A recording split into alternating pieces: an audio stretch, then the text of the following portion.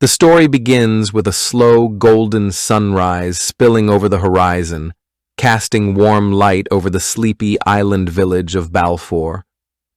Nestled far from the mainland, surrounded by choppy gray waters and jagged cliffs, the island is a world unto itself, a place where everyone knows each other's names, where the rhythms of life are dictated by the tides and the seasons.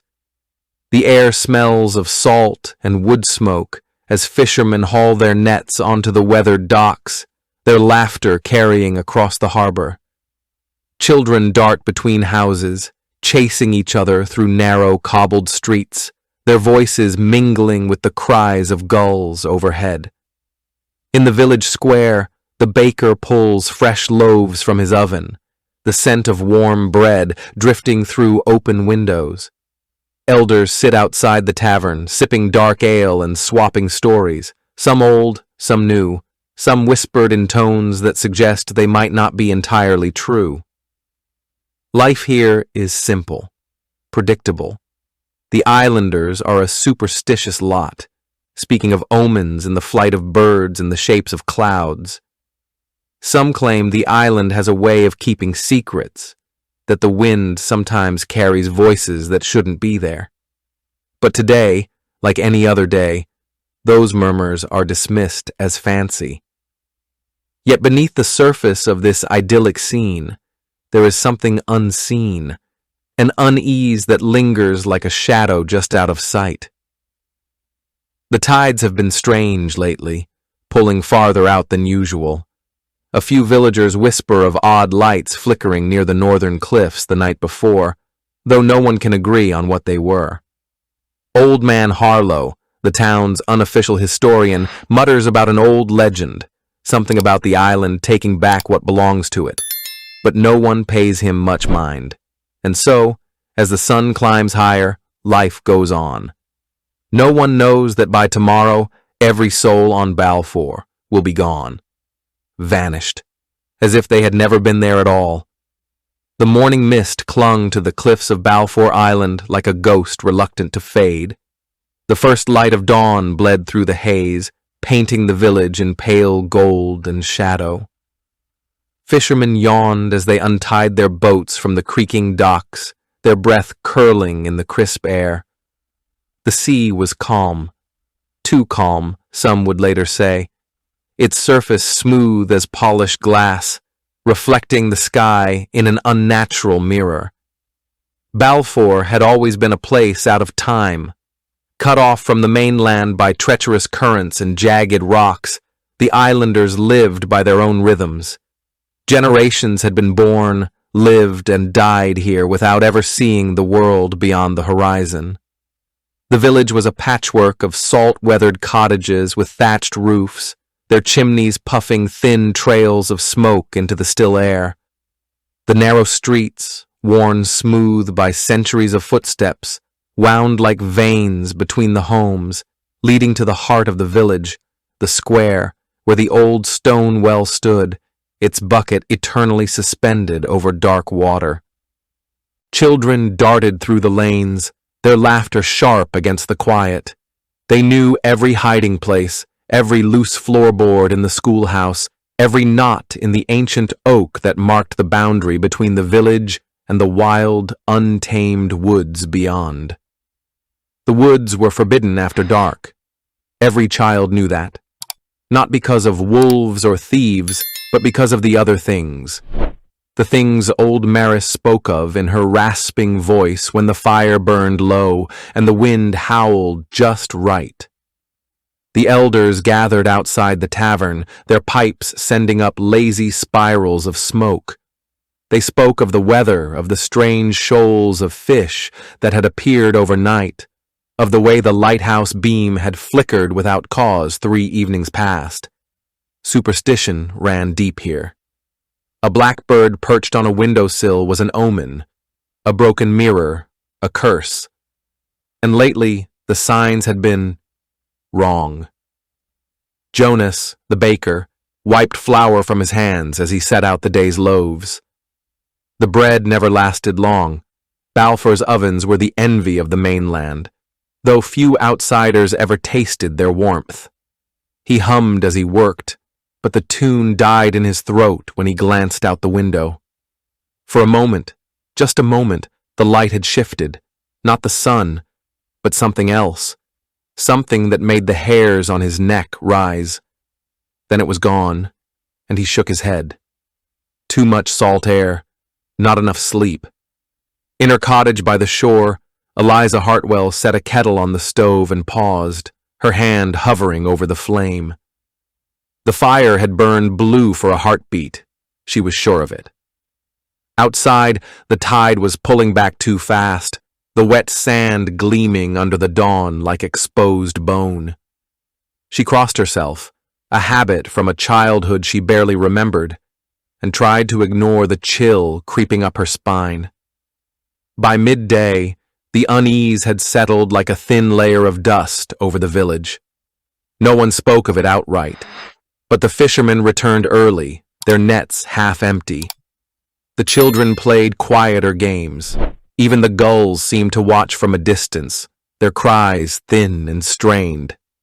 As the sun dipped toward the horizon, the villagers gathered in the square for the harvest fire, a tradition as old as the island itself. The bonfire roared, its spark spiraling into the twilight. There was music, dancing, the clink of ale mugs. For a few hours, the strange tension lifted, but when the flames burned low and the last embers winked out, the island was swallowed by a darkness deeper than any could remember. And when the sun rose again, Balfour was empty. The air over Balfour Island grew heavy as dusk settled, thick with the scent of wood smoke and damp earth. The harvest fire had burned down to embers, but the villagers lingered in the square, their faces flickering in the orange glow. Laughter still rang out here and there, but it was quieter now, tempered by an unspoken tension that had clung to the island all day. Old Maris sat on her usual stool outside the tavern, her gnarled fingers wrapped around a mug of spiced cider. She wasn't drinking it, just holding it for warmth, her milky eyes fixed on the horizon where the last sliver of sun had vanished. The others knew better than to disturb her when she got that look. She had the sight, or so they said, and tonight her lips moved silently, as if in conversation with something only she could hear. Across the square, Eliza Hartwell pulled her shawl tighter around her shoulders. The wind had picked up, but it wasn't the usual salt-tinged breeze. This was something else, a whispering gust that slithered between the houses like a living thing. Earlier, she'd caught a glimpse of movement near the tree line, a shadow too tall and too still to be human. When she blinked, it was gone. She told herself it was the firelight playing tricks. The children, usually the last to leave the festivities, had been hurried home by their parents earlier than usual. Little Tom Mason had started crying for no reason, his small hands clutching at his mother's skirts, babbling about the men with no faces he'd seen near the old well. His father had laughed it off, but the laughter didn't reach his eyes. Jonas the baker locked up his shop, pausing as the lantern above his door swung on its hinge without a breeze. The flame inside guttered, then burned an unnatural green for a single, heart-stopping second before returning to normal. He exhaled sharply and turned away. Maybe it was time to visit his brother on the mainland for a while. By midnight, the last of the villagers had retreated to their homes. The island was silent except for the distant crash of waves and the occasional creak of old wood settling. In their beds, some swore they heard scratching at their doors, like fingers dragging along the grain. Others dreamed of a sound just beyond hearing, a hum, low and resonant, vibrating through the bones of the island itself. And then, in the deepest hour of the night, the lights came. From the cliffs, if anyone had been awake to see, they might have witnessed the pulse of something luminous beneath the waves, a glow that spread through the black water like veins of lightning. The lighthouse beam, usually steady, flickered wildly before going dark entirely. Dogs that had been silent all evening began to howl in unison, a chorus of rising panic that cut off abruptly at the same moment. Inside their cottages, the villagers stirred in their sleep, caught in dreams they would never remember. Some murmured. Some sat bolt upright, eyes wide in the dark, mouths open as if to scream. But no sound came. By dawn, the howling had stopped. The sea was calm. The doors of every home stood slightly ajar, and Balfour Island was empty. The sun bled out over Balfour Island in streaks of violet and bruised orange, as if the sky itself were wounded. There was a charge in the air, that electric, skin-prickling tension that comes before a storm, though no clouds gathered on the horizon. The villagers moved through their evening rituals with a strange hesitancy, their laughter a beat too loud, their smiles not quite reaching their eyes. Old Maris sat hunched on her stool outside the Seabird Tavern, her knotted fingers tracing the whorls in the wooden table. The cider in her mug had gone untouched, its surface reflecting the firelight in shimmering patterns that made her stomach turn. "The veil's thin tonight," she muttered to no one in particular. When young Liam Cooper laughed and asked what she meant, she fixed him with eyes gone milky with cataracts and whispered, "Can't you hear them? The others, they're singing." The tavern fell silent just long enough for everyone to hear the wind moaning through the cliffs, a sound that might have been voices if one listened too closely. Down at the harbor, Elias Vero secured his fishing boat with hands that wouldn't stop shaking. The sea had been wrong all day, too still, too quiet, as if holding its breath. When he'd pulled in his nets, they'd come up bursting with fish, but every last one had been dead, their eyes clouded white, their mouths frozen open in silent screams. He'd thrown the entire catch back, crossing himself like his mainland-born mother had taught him. Now, as he walked home, the lanterns along the dock flickered and dimmed one by one behind him, though no wind blew. In the village square, the harvest fire roared higher than anyone could remember, its flames licking at the twilight with unnatural hunger. The children, usually the heart of such celebrations, clung to their parents' legs. Little Sarah Finnegan kept pointing to the shadows beyond the firelight, insisting she saw the tall people watching them. Her father hushed her, but Reverend Caulfield overheard and made the sign of the cross so fiercely his knuckles cracked. Eliza Hartwell stood apart from the others, her shawl pulled tight against a chill no one else seemed to feel. Earlier, while drawing water from the well, she'd seen her reflection blink when she hadn't.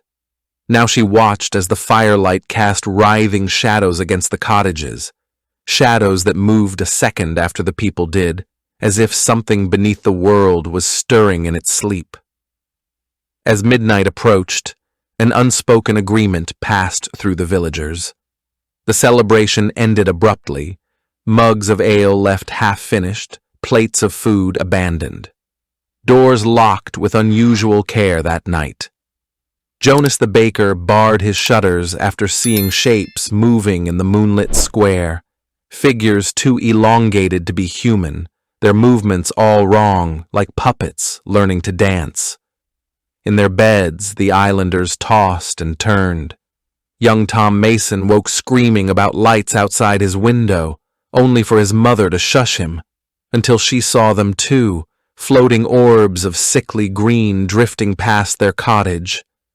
Down at the shore, the tide retreated farther than any living soul had seen, exposing black rocks that glistened with something thicker than seawater. Then came the bells. No one rang them. The church stood empty, yet their mournful peals echoed across the island, growing louder with each toll until the very air vibrated with their sound. Dogs howled, then fell silent all at once. In every home, candles snuffed themselves out. The temperature dropped so suddenly that frost blossomed across window panes in the space of a breath. Somewhere in the dark, a child began to cry, a sound that cut off mid-sob.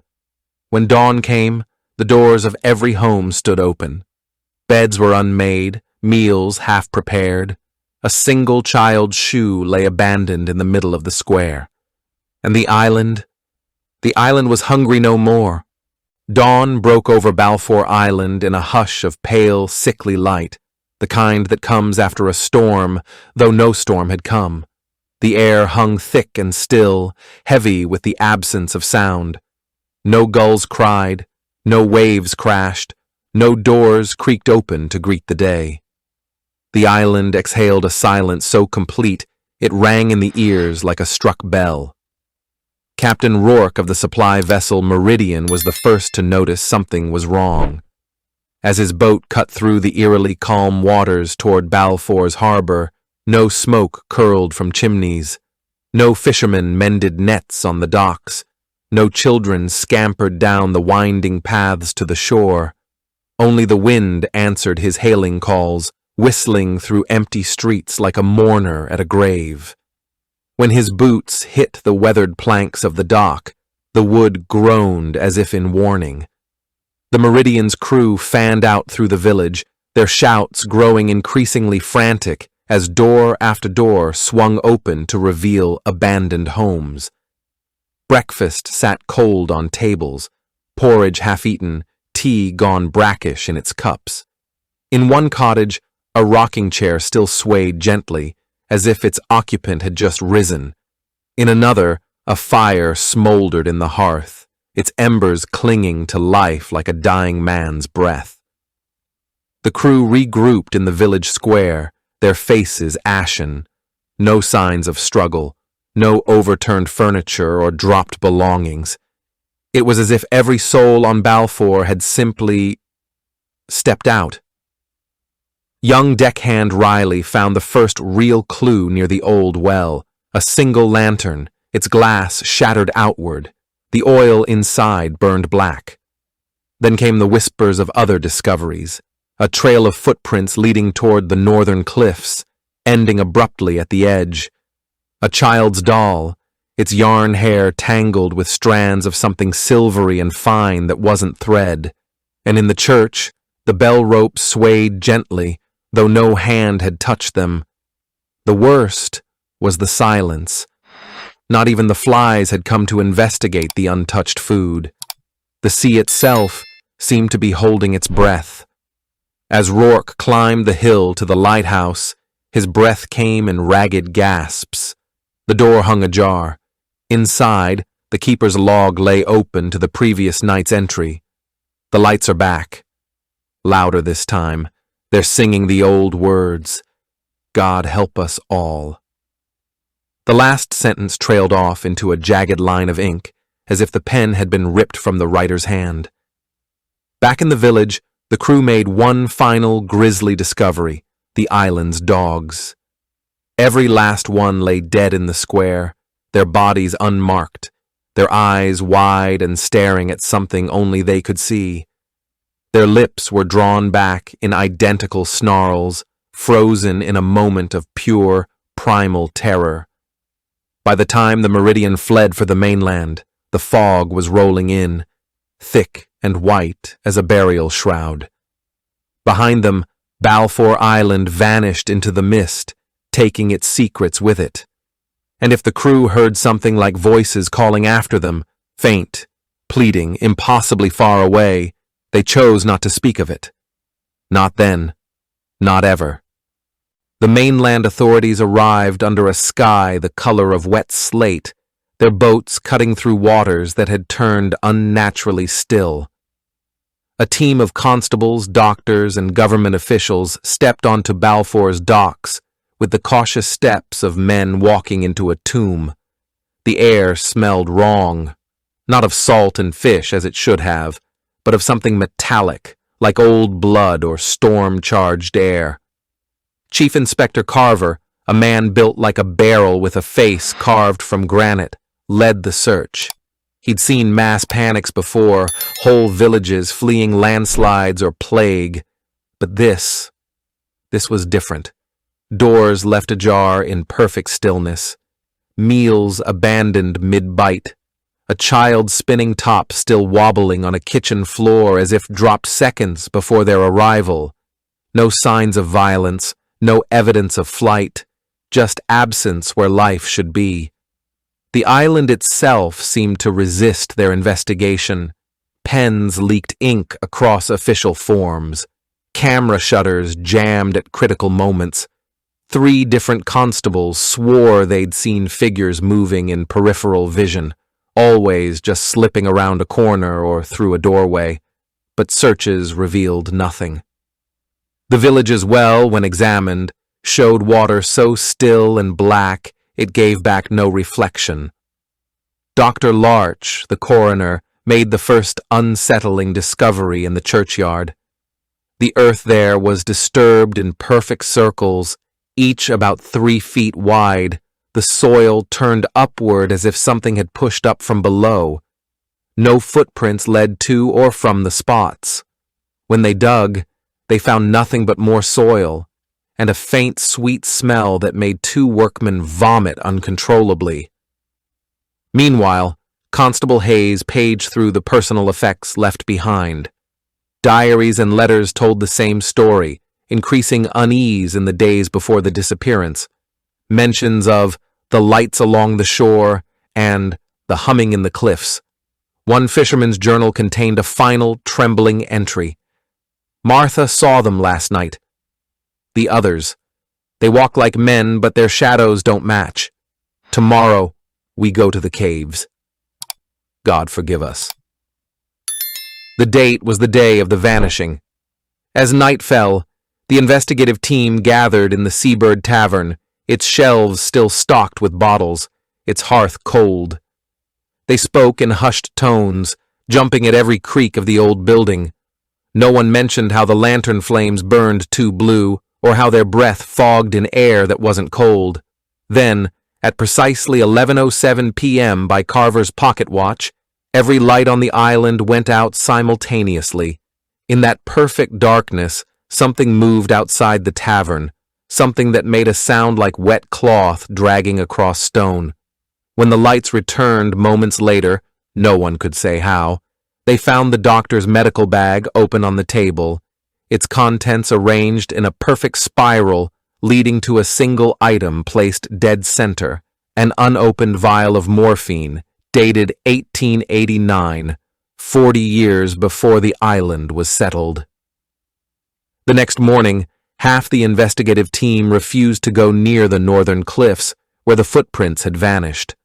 The other half found nothing but sheer rock and crashing waves. By week's end, the official report would blame mass hysteria and possible tidal gas emissions, though every man who signed it did so with fingers that shook.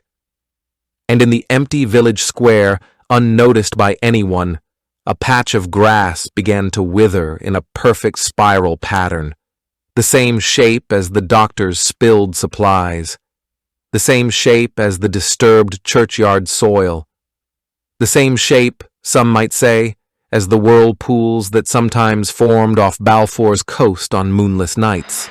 But by then, there was no one left on the island to see it. The disappearance of Balfour Island became a wound that refused to heal, a mystery that festered in the minds of those who dared to ponder it. As news spread, the island transformed from a forgotten speck of land into a breeding ground for speculation, whispered theories, and outright nightmares. The authorities had their official explanations, of course, neat, sterile conclusions designed to calm the public and file the case away. But in the dim corners of taverns and the hushed back rooms of academia, other ideas took root, each more unsettling than the last. In the weeks following the vanishing, a parade of so-called experts descended upon the mainland pubs near Balfour's waters, each armed with their own pet theory. Dr. Eleanor Voss, a gaunt woman with sharp eyes and a reputation for studying the unexplained, stood before a packed room at the Harbor's Rest Inn and declared that Balfour had been swallowed by a temporal anomaly. She spoke of pockets where time frayed like old cloth, where entire communities could slip through the cracks of reality. She pointed to the strange lights, the reports of voices echoing from nowhere, the way clocks on the island had all stopped at different times in the night. "They're not gone," she murmured, her voice dropping to a near whisper. "They're elsewhere, and if we listen closely, we might still hear them screaming." Not to be outdone, Professor Alden Marsh, a disgraced geologist with whiskey on his breath, slammed his fist on the bar and insisted the island had been consumed by the earth itself. He spoke of sinkholes, of underground caverns that had yawned open beneath the village, swallowing every man, woman, and child in a single suffocating gasp. When pressed about the lack of geological evidence, he grinned, a humorless, hollow thing, and said, "Some holes close behind you." Then there were the fishermen, the superstitious lot who had known Balfour's waters for generations. They traded stories of the drowners, ancient things that lurked beneath the waves, their voices mimicking the lost and the lonely.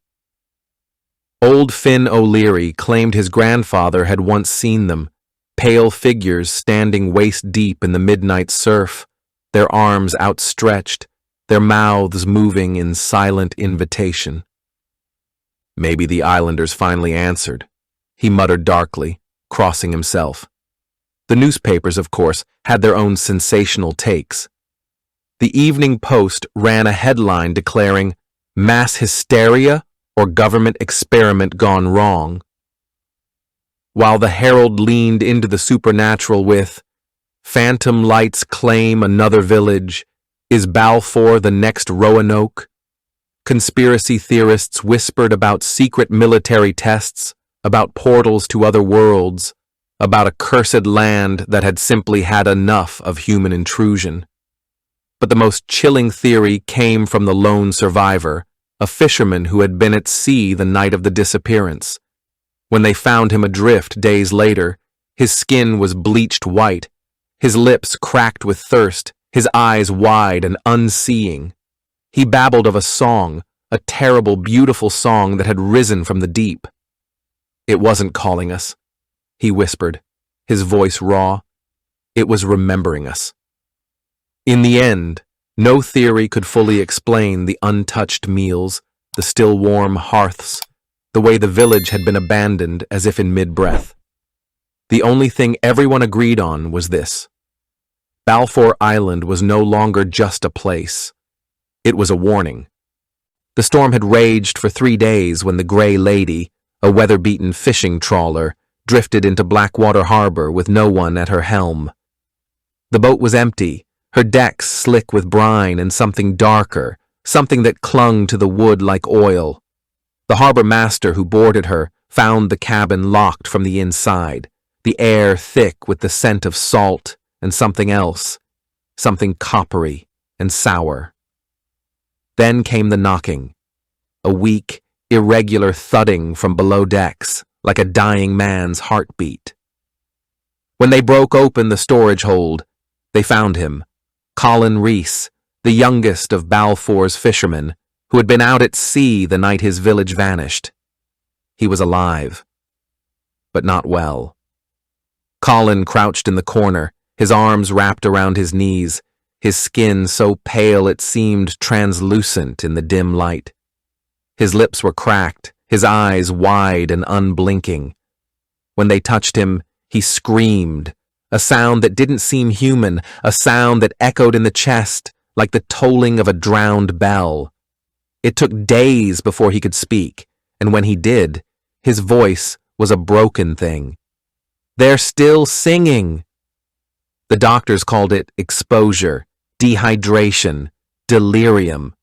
But the nurses who tended to him whispered of other things, how he flinched at the sound of running water, how he scratched at his own skin as if trying to peel something off, how his pupils dilated in perfect unison with the rising tide, even when he couldn't see the sea. When pressed, his story came in fragments, like pieces of a nightmare.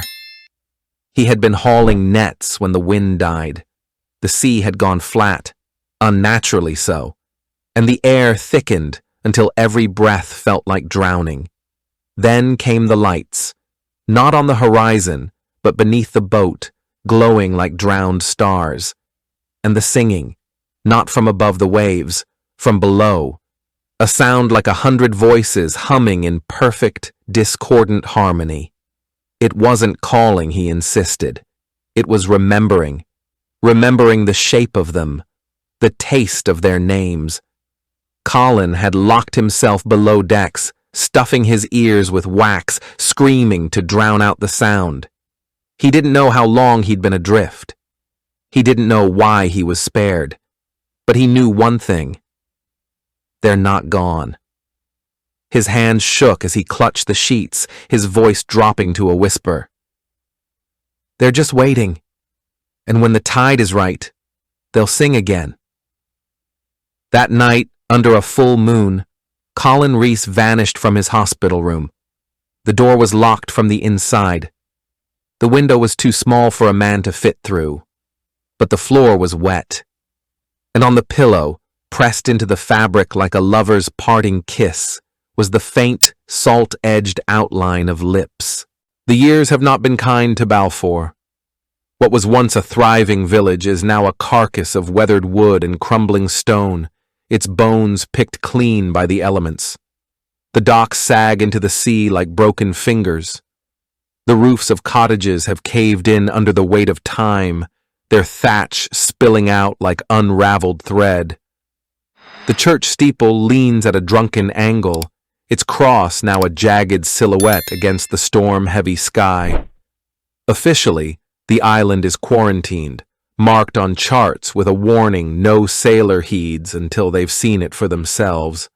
The government says it's due to unstable geology. The fishermen say it's because the sea doesn't like to give back what it takes. At night, when the fog rolls in thick enough to choke, the old ones claim you can still hear the echoes of Balfour's last night. A child's laughter where there are no children. The creak of a rocking chair in an empty house. The distant, dissonant hum of something that might be a hymn or a dirge.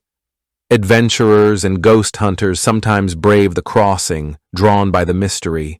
Most leave within hours, their equipment malfunctioning, their skin prickling with the unshakable sense of being watched. The few who stay longer return changed, pale and hollow-eyed, speaking of shadows that move against the wind, of reflections in the well that don't match the faces peering into it. The lighthouse still stands, its beam long extinguished. But on certain nights, when the tide is high and the moon is black, the villagers say it flickers to life on its own. Not with light, but with a glow like drowned phosphorescence, pulsing in time to something far below the waves. And if you stand on the mainland shore, squinting through the salt spray, you might just see them. Silhouettes in the lighthouse gallery, gazing out at the horizon, waiting, watching, singing, in voices no living thing should recognize. Balfour is empty, but it is not alone. The wind doesn't blow through Balfour anymore. It whispers. Time has eroded the island like a corpse left to the tides.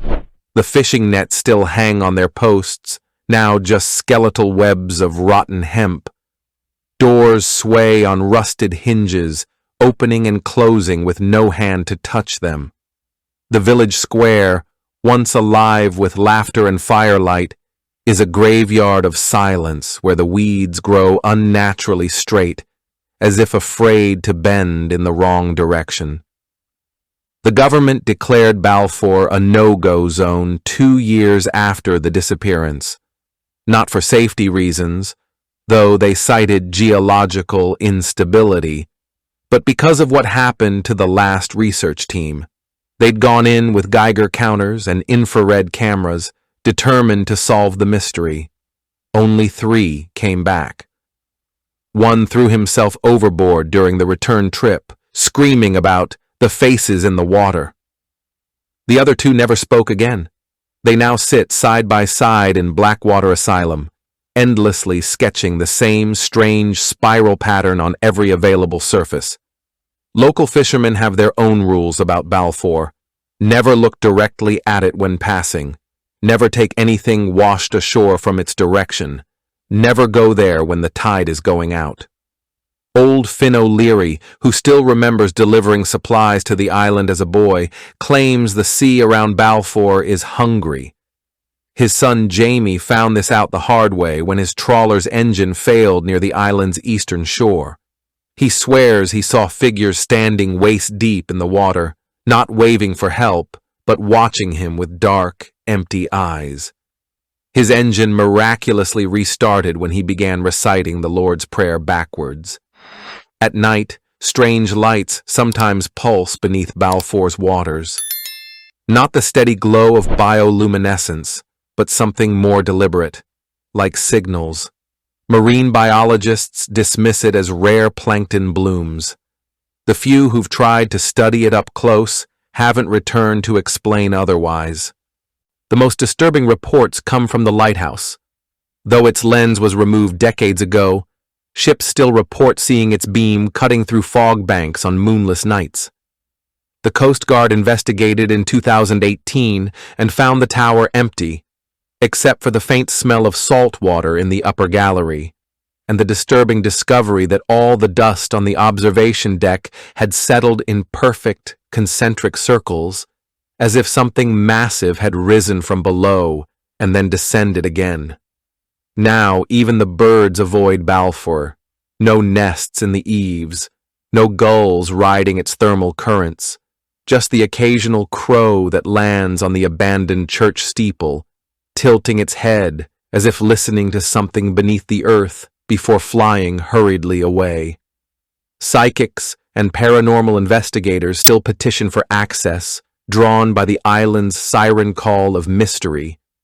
Most are denied. The few who sneak in never stay long. They return with haunted eyes, their recording devices filled with static except for one recurring sound, a deep vibrational hum that matches no known marine phenomenon. When played back, it causes nosebleeds and migraines in listeners. The last caretaker appointed by the government quit after 3 days. His final report contained only 2 sentences. The island isn't abandoned. It's occupied by something that isn't pretending to be human anymore. And so Balfour waits, rotting but never quite decaying, its empty houses standing sentry over secrets best left undisturbed. The tides still rise and fall around it. The stars still turn overhead, and deep below the village square, in the places where the old well's water never reflects the sky, something still hums that ancient, discordant tune, the sound of an island remembering the taste of voices. Thanks for watching. If you enjoyed this video, hit that like button, subscribe, and ring the bell for more. Let me know your thoughts in the comments. I'd love to hear from you. See you in the next one. Bye for now.